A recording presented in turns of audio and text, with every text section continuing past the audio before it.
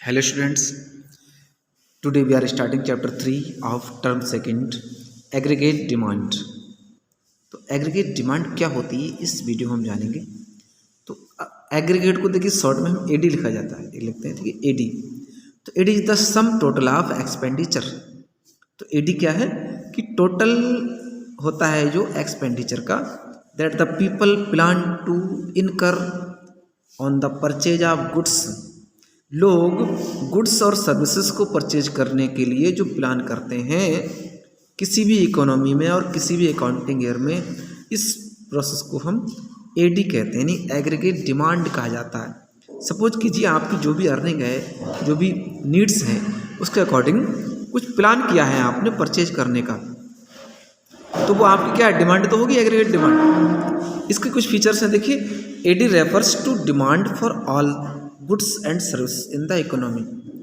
तो एडी किसी भी इकोनॉमी में गुड्स और सर्विसेज की डिमांड को रेफर करता है। It is often measured for the period of an accounting year. अक्सर इसको एक अकाउंटिंग ईयर के पीरियड में मेजर किया जाता है, यानी एक वर्ष के समय में मेजर्ड किया जाता है। We shall find negative relationship between price level and AD. तो प्राइस लेवल और एडी के बीच हम क्या है, देखिए नेगेटिव रिलेशनशिप फाइंड करेंगे कि नेगेटिव रिलेशनशिप कब मिलेगा, प्राइस लेवल और एडी के बीच। So that AD curve slopes downward, और जिससे क्या होता है कि एडी कर्व नीचे पहुंच जाता है, डाउनवर्ड होता है। AD is always measured in terms of total expenditure on the goods and services. तो गुड्स और सर्विसेज पर एडी हमेशा टोटल एक्सपेंडिचर टर्म पर मेजर किया जाता है, यानी मापा जाता है। नेक्स्ट फीचर देख लेते हैं students. AD is always expressed as. AD को हम हमेशा कैसे एक्सप्रेस करते हैं, what people wish to spend, कि लोग क्या खर्च करना चाहते हैं, या what people plan to spend, लोग क्या स्पेंड करने का प्लान करते हैं। डिफरेंट लेवल्स ऑफ इनकम, लोगों की इनकम अलग अलग होती है, अलग अलग इनकम लेवल पर क्या वो खर्च करना चाहते हैं और क्या उनका प्लान होता है।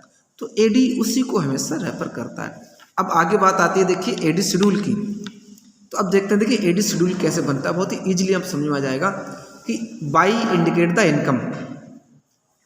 एडी इंडिकेट कर रहा है एग्रीगेट डिमांड या एग्रीगेट एक्सपेंडिचर और प्लानेड एक्सपेंडिचर। एक्सपेंडिचर यानी खर्च करने का हमारा जो प्लान है उसको रेफर करता है एई, या प्लानेड एक्सपेंडिचर एडी। अब देख लेते हैं, किसी की अर्निंग अगर 0 है तो वो 30 उसकी एडी है। डिमांड एग्रीगेट डिमांड जो है 30 है, यानी कि फ्यूचर में परचेज करने का, गुड्स और सर्विस को परचेज करने का उसका प्लान क्या है, 30 यूनिट्स, मान लीजिए हमने यूनिट्स हैं। अब अर्निंग 20 हो जाती है तो 35 उसकी डिमांड है, बढ़ जाती है डिमांड, ठीक है। अर्निंग 40 है तो 40 ही उसकी एग्रीगेट डिमांड हो गई। मतलब यहाँ पर बैलेंस बन गया दोनों के बीच का, ये balance of aggregate demand and earning हो गया। यहाँ पर 40 रुपये आमदनी, 40 यूनिट और 40 यूनिट ही इसकी एग्रीगेट डिमांड है। अब इनकम 60 यूनिट है तो 45 डिमांड यहाँ कम हो रही है। अब यहीं पर देखिए सेविंग स्टार्ट हो जाती है। This is the point of saving, ठीक class, point of saving start हो जाती है। सेविंग यहीं से कि डिमांड कम है, फ्यूचर प्लान भी कम है। 80 है, अर्निंग 80 होगी तो 50 है डिमांड, 30 के यहाँ सेविंग हो रही है। 100 है तो 55, 120, 60। तो अर्निंग और डिमांड का शेड्यूल यहाँ आप देख रहे हैं। इसी को कर्व में देख लेते हैं। आगे देखिए स्टूडेंट्स, कर्व में किस तरह समझाया गया है, देखिए उसी टेबल के अकॉर्डिंग यहाँ पर हमने देखिए बाई एक्सिस पर लिया है एडी और एग्रीगेट एक्सपेंडिचर बाई एक्सिस पर, और एक्स एक्सिस पर बाई इनकम या जीडीपी टोटल। इनकम देखिए 20, 40, 60, 80, 100, 120, 0 से स्टार्ट करके। अब एडी था देखिए 10, 20, 30, 40, 60, ठीक।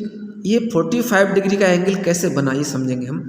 जब मैंने बताया था कि 40 अर्निंग है तो 40 ही एडी है।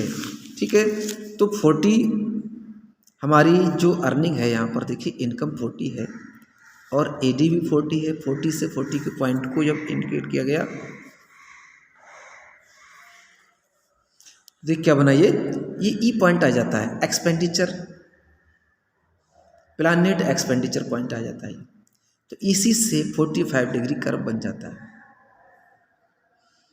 ठीक है, अब क्लास ये देखेंगे नीचे की जो डिटेल है ना, इसका रिजल्ट है, इनको भी हमें नोट करना होगा। ओके।